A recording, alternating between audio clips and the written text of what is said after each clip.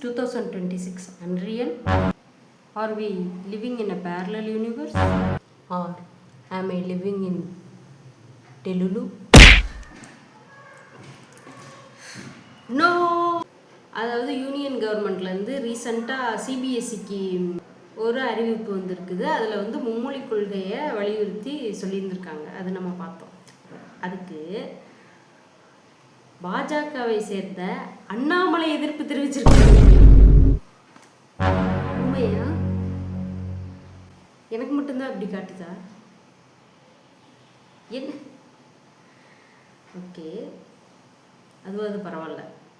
அறநிலையத்துறை அமைச்சர் ரமேஷ் அவர்கள் வந்து ஒரு கோயிலுக்கு திருச்செந்தூர் கோயிலுக்கு தரிசனத்துக்காக போயிருந்திருக்காரு. அந்த டைமில் அவர்கிட்டயே 4000 rupees வந்து கேட்டாங்க, அர்ச்சகர் கேட்டாங்க அப்படின்னு சொல்லிட்டு ஒரு இஷ்யூ போய்கிட்டு இருந்தது. அப்போ அவங்க மேலே ஆக்ஷன் எடுக்காமல் வெறும் மன்னிப்பு கடிதம் மட்டும் கேட்டிருந்தாங்க. ஒரு விளக்க கடிதம் மட்டும் அவங்க கொடுத்துருந்தாங்க அந்த அர்ச்சகர்கள்லாம். அதுக்கே வந்து நிறைய பேர் கிரிட்டிசைஸ் பண்ணியிருந்தாங்க. கவர்மெண்ட் ஹாஸ்பிட்டலில் வேலை பார்க்குறவங்க கிட்ட வந்து நீங்கள் சேரை தள்ளிட்டு போகிறதுக்கு 10 ரூபா கேட்டாங்கன்னு சொல்லி அவங்கள சஸ்பெண்ட் பண்ணிங்க, அவங்க மேலே ஒரு ஆக்ஷன் எடுத்தீங்க. ஆனால் இவங்க மேலே வந்து வெறும் விளக்க கடிதம் மட்டும்தான் கேட்டிருக்கீங்க அப்படின்னு சொல்லி எல்லாருமே கிரிட்டிசைஸ் பண்ணிட்டு வந்தாங்க. அதுக்கு அனிதா ராதாகிருஷ்ணன் டிஎம்கேலேருந்து என்ன சொல்லியிருக்காருன்னா, வாசிக்கிறேன். திருச்செந்தூர் கோயிலின் புகழை சிறுமைப்படுத்திய அமைச்சர் ரமேஷுக்கு கண்டனங்கள். திருச்செந்தூர் ஆய்வு என்ற பெயரில் அமைச்சர் ரமேஷ் அர்ச்சகர்களை இழிவுபடுத்தியுள்ளார். திருச்செந்தூர் கோயில் திரிசுதந்திர அர்ச்சகர் சமுதாயத்தை அமைச்சர் ரமேஷ் இழிவுபடுத்தியுள்ளார்.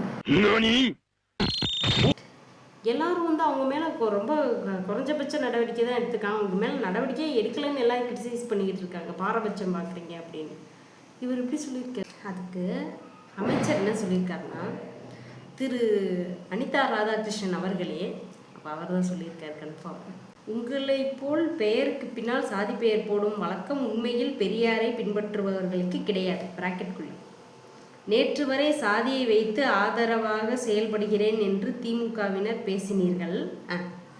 இன்று அதே சாதியை சார்ந்தவர்களை அவமதித்து விட்டதாக பேசுகிறீர்கள். Okay, correct. தவறு செய்தவர்களை தண்டித்தால் தங்களுக்கு எதற்காக திடீர் கொந்தளிப்பும் பதற்றமும் வருகிறது என்பது தெரியவில்லை.